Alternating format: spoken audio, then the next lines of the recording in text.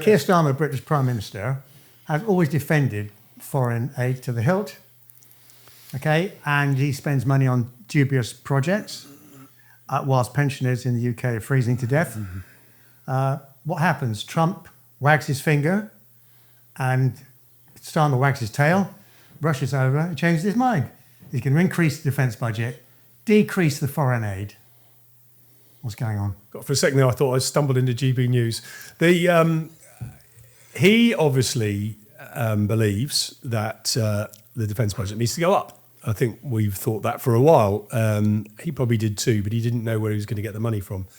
A lot of people will have said that his meeting with Trump on Thursday is what's driven this sudden change of heart. And there might be some truth in the timing of this. I actually think what's really changed the imperative is the language coming out of America. So if America is genuinely now saying, look, Europe, we've warned you for 15 years, we're not paying the bill anymore, we've got other things to worry about in China, etc. And so the wake-up call has now got across Europe saying, right, Europe's got to stand up on its own 2 feet, which will mean more money. So you don't think he's a sycophant then? No, I don't think he's done it just because of that reason. And let's be honest, he's not done it tomorrow. He's done it in 2027. So it's not that much of a sycophant if he is. And I was just saying earlier to Sean is that, Macron is only at 2.06%, and he didn't get beaten up when he went to Washington the other day. So I think this idea that, he'll only get accepted in the Oval Office if he says 2.5%. I think that's a pipe dream. I think that's more of a UK press story than an American press story. And yes, Trump said everyone should pay 5%. Well, Trump only pays 3.4%. Most of that doesn't go to Europe. And he's already said he wants to halve it. So picking these random numbers, I'm not convinced actually means that much. The real fact is UK needs to spend more on defence. That is a given. 2.5% probably isn't enough in my view. We can talk about that later if you like. Where was he going to get the money from? Well, he could borrow it or he could tax us for it. He didn't want to do either of those two things because of the state of the economy and the state that we're already in terms of taxation. So he went to the one place he could go without harming UK taxpayers, which unfortunately is foreign aid. So he, in my opinion, he broke a whole lot of promises coming into power. Stuff he said to get elected, stuff he then reneged on straight afterwards. British aid saves lives. Successive prime ministers have kept to the commitment. Every living prime minister thinks this is wrong. There's only one prime minister who's prepared to do this, and he's sitting there. We will be spending 2.6% on our defence from 2027. That means we will cut our spending on development assistance. So can we actually trust him to... I don't know what promises he made about foreign aid. I mean, it's long been a goal of the UK to be at 0.7. I think David Cameron was the one that said it at 0.7. It was already back down at 0.5. I don't think the manifesto said we'll maintain it at 0.5. I think they might have said we'll get it back to 0.7 as soon as we can. Well, they're going a strange way about it by going backwards. But they did make a promise to take defence spending to 2.5%. So in keeping one promise, you're right, he may have reneged on another promise, but things have changed. Well, I mean, I'm not too bothered about the foreign aid. I am, but in another conversation, my question is, can we actually trust him to deliver on the 2.5, given it's 2027, and so far he's not looked very good at actually fulfilling his promises, not just foreign aid, but... Well, you've used the word trust and politician in the same sentence there. Yeah, sorry. Obviously, we know that politicians sometimes, shall we say, manoeuvre things such that they don't necessarily become true when they're due to become true by. That is the most diplomatic explanation. It was, wasn't it? It's not lying. It's just things change in 2 years. That means you've got to do something different, and fair dues. We'll have to judge him on it. Let's see. I have met the defence team in Labour, and I've listened quite closely to the language that John Healey uses and Luke Pollard, who are the two sort of more prominent speakers. I am prepared to trust them. I think their heart's in it. I think they've watched it from afar in the opposition for quite a long period of time. I think they now know what needs to be fixed. I think they also know how difficult it's going to be.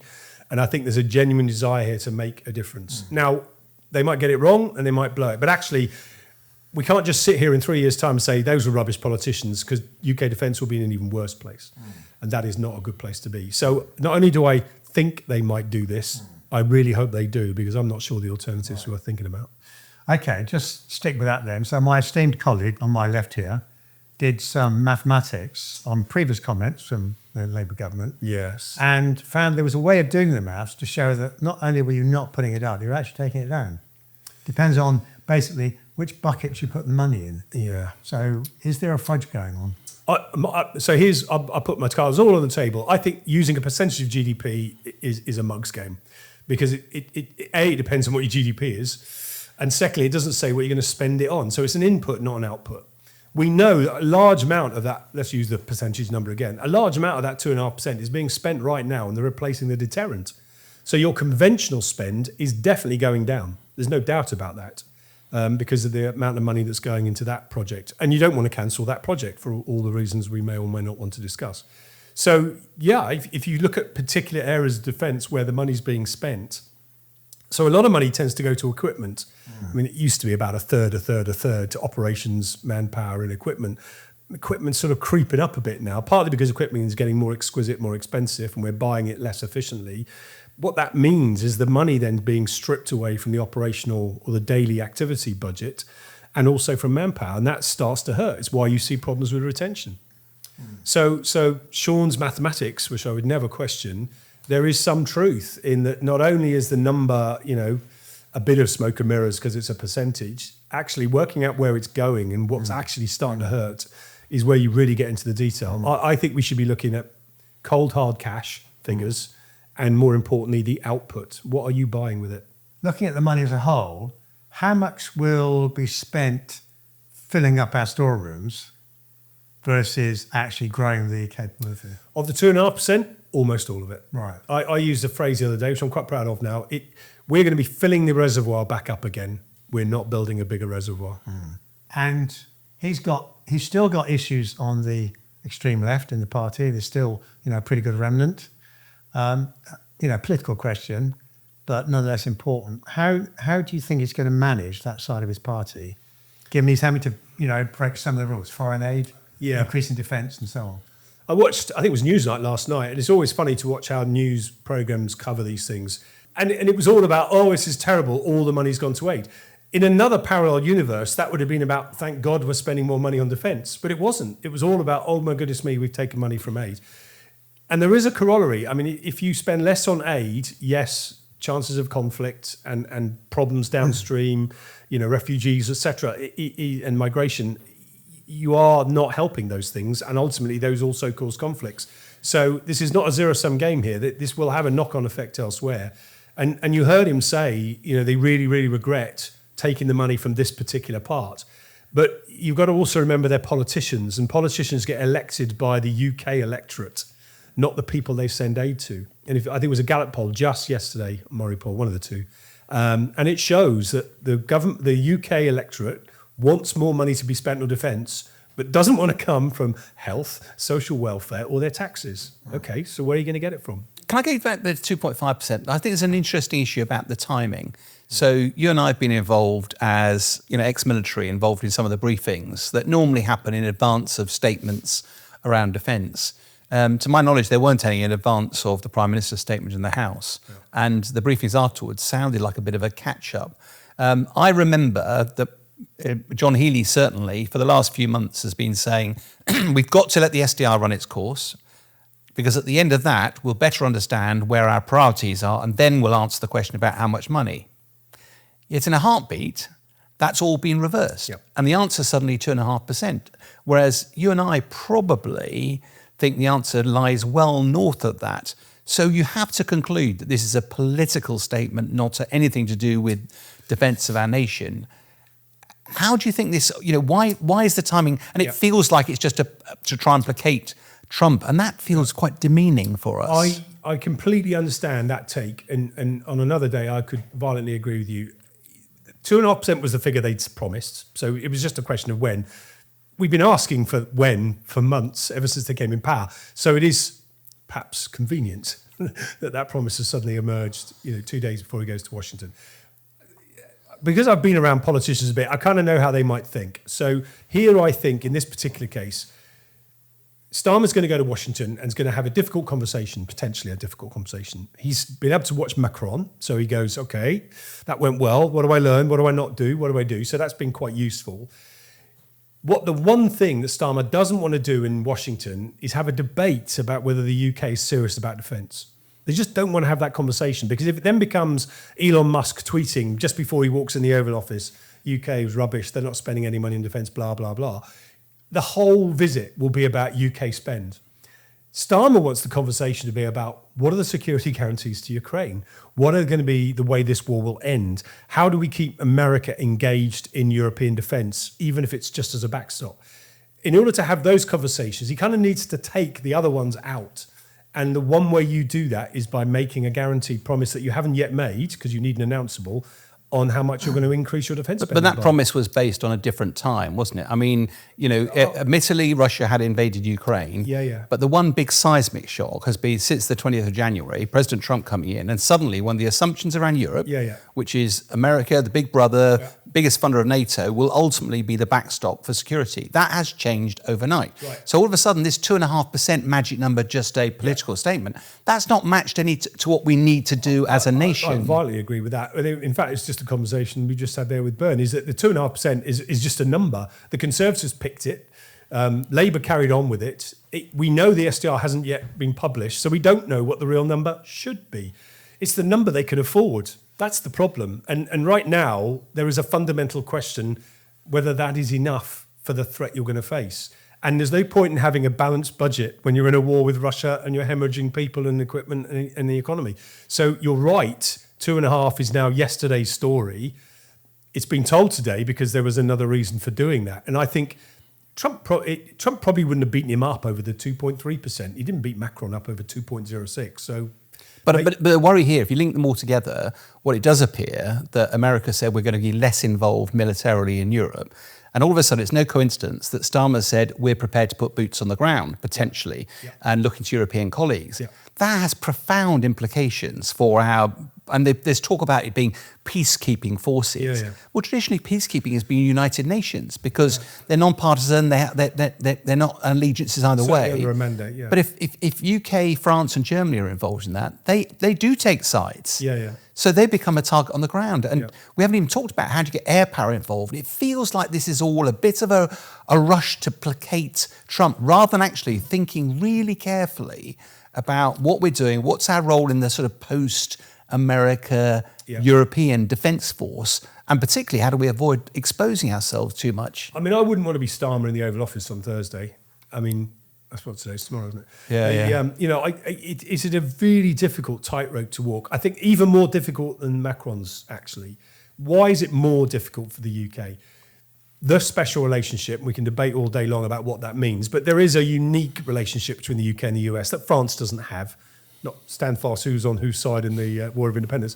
But in terms of the closeness of that relationship, exchange posts, sharing of information, Five Eyes community, etc., etc., etc., UK and US are extremely close. The US has already made it quite clear that it would be quite keen for the UK to push Europe into a better space. And so how does Starmer sort of walk into that room with a degree of moral authority that he can get Trump to believe that that is going to be the case, and therefore he can trust Starmer, if you like, to be his agent in Europe, small a, not an agent like a secret agent. And so Starmer's going to try and walk that tightrope to come out of that room with a pat on the back saying, well done, mate, for upping your defence budget. Behind closed doors, make it bigger. But go out there, get Europe to now spend the money. They're saying all the right words. Now get them to spend the money because we ain't coming. And you need to keep an eye on them and you need to keep pushing them. But militarily, what do you see the UK's role then? Because we're after Brexit, we are a little island alone. We're outside the sort of European agenda. So how does taking some form of leadership role, which is what you're sort of implying, how is that going to work? Well, there are a couple of models. You either have a European Defence Initiative Plus, and you bring in other nations, including places like Canada, for example, where you effectively create a complete parallel model that then has a collective defence, but in a non-NATO setting. That's going to be quite hard to do, but it's not impossible. Or you could just have a NATO minus model where it's the same old NATO, but every time you look around, it's not half the room isn't full of Americans. They're back at home. They're there, but they're not right there. And therefore you have a sort of NATO light model. So how does the rest of NATO then fill the gaps? And I think that's where the UK has something to offer, because we do a lot of those gaps, but we do them quite thinly. And so how can we bring in some of our space capability? How can we bring in some of our I-Star tankers, combat aircraft, etc.? How can we backfill some of that special American source that is about to leave the building? And do you think it will leave the building? I mean, given that there's some of the language, you've got to get past the Trump rhetoric sometimes, haven't you? But actually, even Pete Hegseth has been turning around and saying, no, NATO's really good. It's just that you're not paying your way. And is this more part of the classic Trumpism of going, you've got 2 years, not 4, 2 years, those countries don't pay their way, the target's 2.5%, then you're no longer members of this club. Do you think it'll be that, or do you think he's literally trying to exit the stage left? It could be a negotiating tactic. It's not the first time Trump has decided to go in the room and smash the place down and then walk out with a small change. He's tried that once before, and we didn't accelerate to 2%. A lot of countries are still below it. So he might go, no, that's it now. You've had enough warnings. I am genuinely now going to leave you to your own devices. I'll be back in America. Well, so there are 100,000 US troops in Europe today.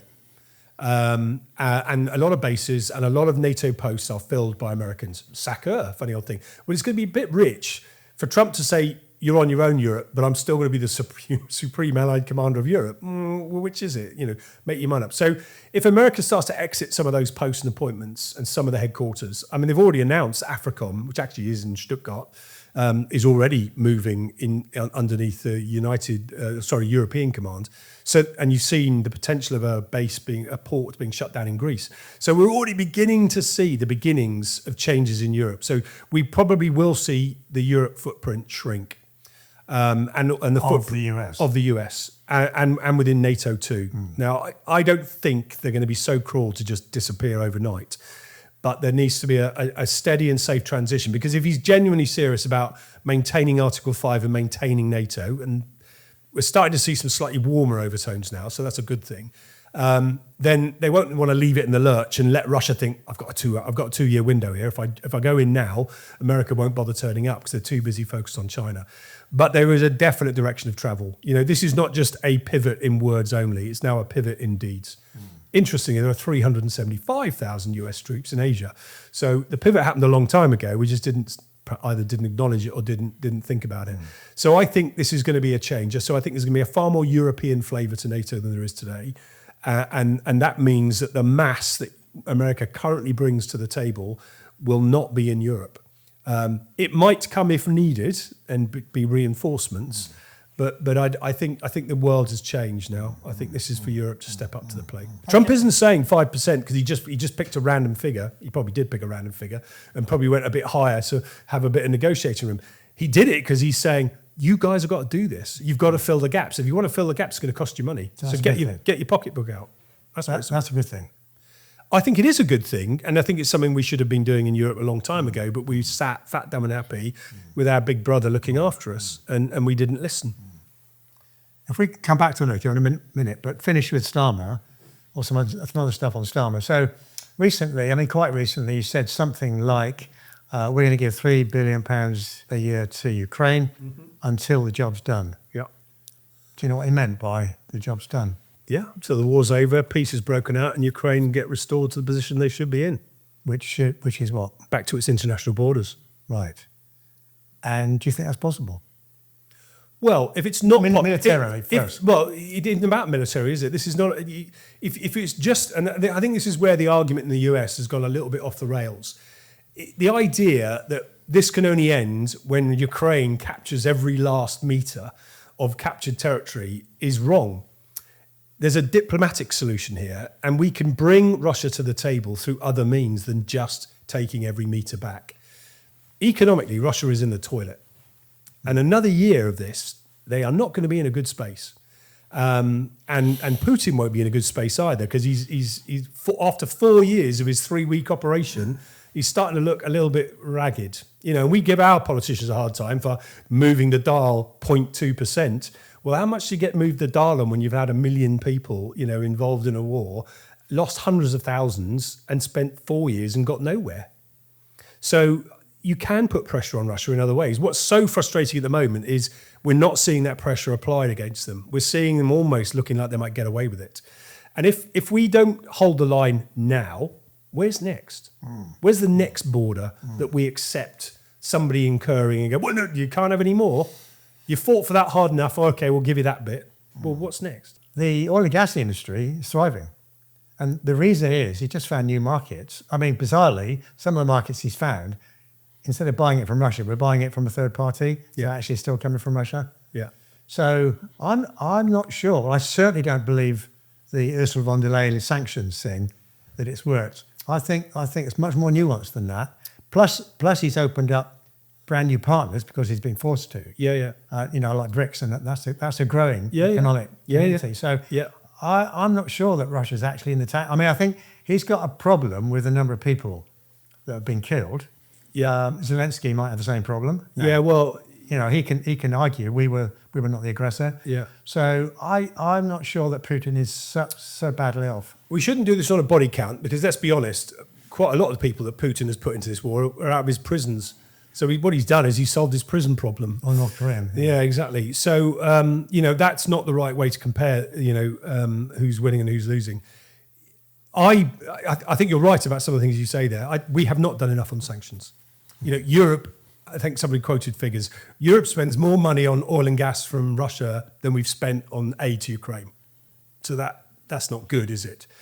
The problem is we've all become dependent on various suppliers that we thought had become friendly and we thought was okay, and now it's turned out that's not so. So there's a really good lesson to be learned here that taking goods and services from a potential dictator may be the wrong thing to do. Idea, So, and I think David Lammy said it the other day, we're really going to turn the screw on sanctions now.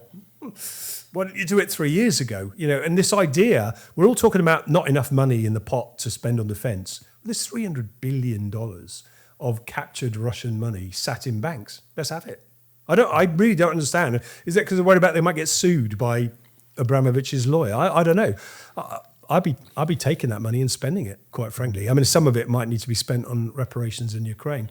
So you are right. We have been trapped by decisions we made previously, particularly in Europe, over reliance on gas or natural, whatevers, and we haven't turned the screw on the sanctions fast enough. We've been trying to ratchet it up as if it's some sort of game. Oh, you've done a bit more, right? I'll do a bit more. No, all right, I'll do a bit more again. My view is go hard. I think let's be honest, the language, even 6 months to a year ago, was World War III. In fact, Trump still uses that phrase to kind of scare everyone. You better solve this, you better let me solve it, otherwise we're all going to die. We talked about World War III years ago, and the idea that if we gave them weapons, if we gave them a missile, if we gave them a tank, if we gave them an aeroplane, they'd come and attack Europe. Well, they haven't. So we've been reacting to red lines that didn't exist. Yeah. And I think that's another lesson. Stop playing games, go hard.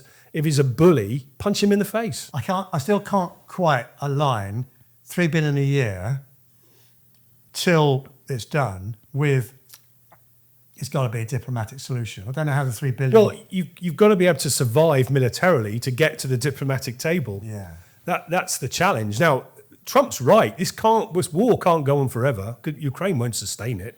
I'm not even sure our economies will sustain it either. And interestingly, a lot of people quote the amount of money Europe versus America's given. I saw some other charts the other day of the cost of absorbing the refugees, the cost to our economy because of the war.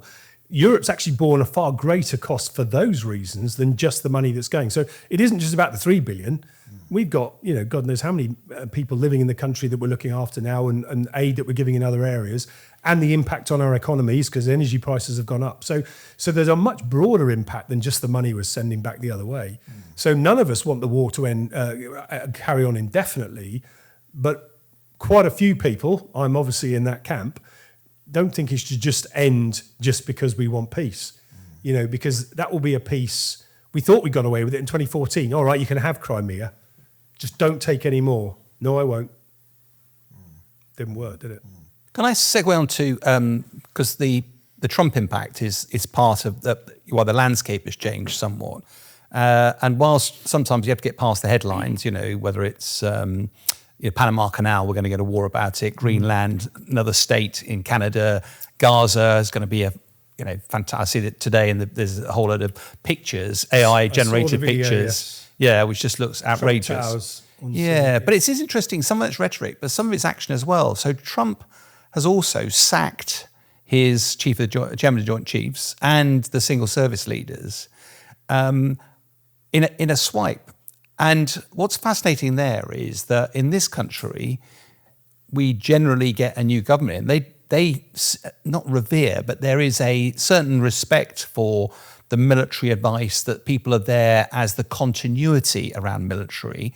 And therefore, for the politicians to reach in and suddenly sack them, when they're sacking 35, 40 years of experience, they're not politicians, they are military folk. What's your take on the impact of that? Because I noticed that also Ukraine, Zelensky sacked his Valery Zaluzhny, and whereas back in our country we've largely had continuity. I'll try and take both sides of this argument. There's nothing wrong with sacking generals or air marshals for that matter, for incompetence or not doing their job very well. Perhaps it should happen more often in some respects. But that's okay if it's for poor performance. And that has happened in the past. We've seen generals be fired in America because they didn't do whatever, or they said something in public that, got found out, and clearly that's crossing a line. I think my concern at the moment is the American military, as is the case in the UK, is apolitical. It swears an allegiance to the Constitution. Interestingly, in the UK, we swear our allegiance to the King, not to the government. Now, the government tend to tell us what to do, but our allegiance is to the King. In America, your allegiance is to the Constitution, not the King/President. I don't think Trump necessarily has the same view. Now, if you watch the video of Mark Milley when he left as the previous chairman of the Joint Staff, he gave a lecture. In fact, it was an award ceremony where he said, "Remember, your allegiance is to the Constitution." And I think that is the slightly darker side to this argument. Now, if CQ Brown did something bad, interestingly, Trump was the one that brought him in as the chief of the Air Force and said what an amazing guy he was. So I don't know what went wrong in the intervening 3 years period. I think we all know that it's because they are clearing out those people who have been associated with DEI policies, which were normally driven by the government, by the way, not just somebody made it up. So there's some anti-wokery going on in the background here that we shouldn't be surprised at. But the most interesting aspect was when they got rid of, I don't think they got rid of all three judge advocate generals. They got rid of two and one had already left. But they're now seeking alternatives. Now, when you're starting to recruit your new lawyers, why? Surely the next senior lawyer should be the one that gets the job. Militaries tend to operate like that. There's a good reason why that works relatively well. But if you're now looking for an outsider, and he has brought an outsider in to be the chairman of the Joint Chief, yes, he's ex-military, but he's been out for 10 years. He's got quite close business links with some of Trump's backers. And that story now starts to read very, very differently to we've just fired the general because he wasn't doing a good job and I've got the next general to come and take his place. You're now handpicking people to come and take the jobs. Why might you want a different lawyer at the head of each three services? Maybe you're thinking about using your military internally, or maybe you're asking it to do a job in Panama or Mexico, but this is part of my point is that, bring a dead German into this, but Clausewitzian theory about the people, politicians and the military are always in tension because the people want to be protected. Yeah. The military are the ones that pay in blood, and the politicians often can be considered self-serving. So the reason you have military coups sometimes is because ultimately, if the politicians step out of line and start to do something that's contrary, and therefore, but largely we do work in a democracy where we're subservient to the political classes.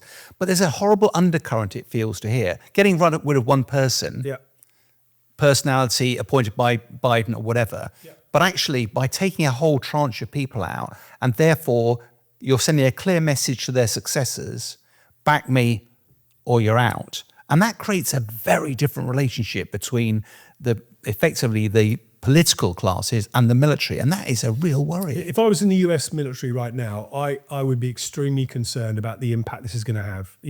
So does my performance at work matter anymore? Is it what hat I wear when I go home and I go to a political rally? Because that is the danger. Now, interestingly, you can sense it in America. The military tends to be rather pro-Republican. It's not unusual for the US military to be a little bit more, it's probably to a degree true in the UK, that the officer corps has always perhaps been a little more on the conservative side. I think we're seeing a blurring of that as the centre of politics are changing, particularly now they're becoming a little bit more extreme, shall we say. So I think that is a concern. And if you're going to bring dead Germans into it, you don't actually need to go that far back. Just go back to the Nuremberg trials. So the guys in Auschwitz that just were doing orders by putting Jews into gas chambers, is that a defense? Or is that an illegal order? And I think America is heading to a situation where it could find itself questioning whether the orders they're being given are legal under the Constitution, not because the commander-in-chief said so. And yet everything we're now beginning to see in America is pushing towards that authoritarian commander-in-chief, president is right, doesn't matter what the law says. That is a very, very... It starts to smell like a direction. dictator, doesn't it? Well, I wasn't going to use that word, but yes. I have worked both in the public sector and the private sector where diversity and inclusion and equality has been a sort of a natural, normal activity. It doesn't take up a lot of your time. You might report on it at board meetings, occasionally on the stats of where you are in terms of your performance.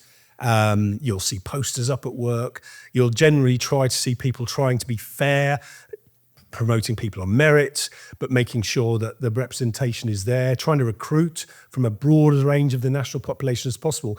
Those are all positive things that DEI has tried to achieve. Now, the idea that it's overtaken everything else and that military fighting power is diminished because we've chased DEI. I can tell you now in the Royal Air Force, they've been chasing a greater number of ethnic minority groups to come in the military. And we failed dismally year upon year upon year because we just can't entice them in because the job's not attractive to them. It is very hard to look at US right now. And I know CQ Brown Jr. quite well. It's very hard to look at that man and go, were you fired for the colour of your skin? Because it looks like it. Because the other one that he fired was the female chief of the Navy Ops. The first one ever. Now, were they both incompetent, but all the other white ones were fine? Looks suspicious. Should Ukraine be voted in? Yes. To NATO? Do you want a long answer or the short one? Well, do the short one first, because I think the supplementary question, and by the way, this guy here will have loads more to say on it than I've got. But what's it, 30, 40, 35? What's the membership? 32. Is it 32? Is it 32? Of course, Right. Sweden and Norway. Okay, so there's definitely a small handful of those that wouldn't vote for it. Well, that might be true. One of them might be America. Because they've clearly said that. So let's not talk about NATO initially, because I believe they should join NATO. Let's talk about the security guarantee. So what security guarantee does Ukraine need such that Russia won't do this again? For the rest of us, it's Article 5 in NATO, which was a copper-bottomed cast iron guarantee. We're all questioning now whether that's true, but let's hope that remains. Previously with Ukraine, we've done a number of things on Budapest Memorandum, Minsk I, Minsk II, which have assured Ukraine, both America, Russia, ourselves, that don't worry, because we've taken away your nukes, because we've cut down your armed forces, should any of us try and take you over, we'll be there like a shot and we will not let it happen. Well, that paper wasn't worth the paper it's written on.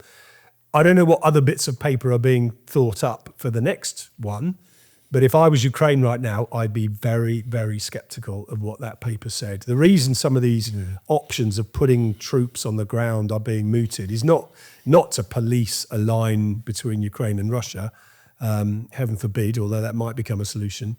It's as much to put people in place so that, if you're being targeted, then you're going to end up targeting French and UK troops, and NATO will not put up with that.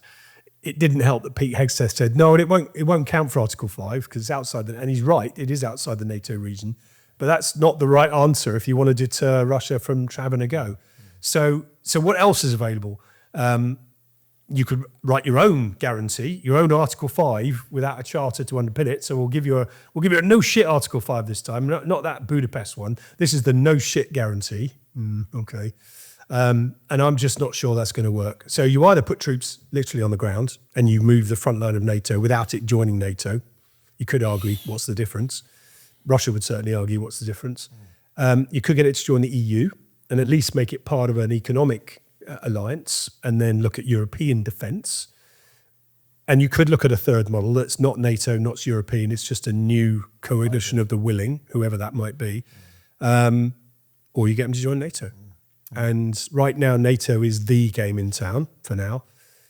It would be the quickest. I think, as Zelensky said, it's the cheapest option. I mean, look at it from a NATO perspective. What would be bad when you've got a rather nasty Russia, bruised, pissed off, rearming, and looking for a vengeance?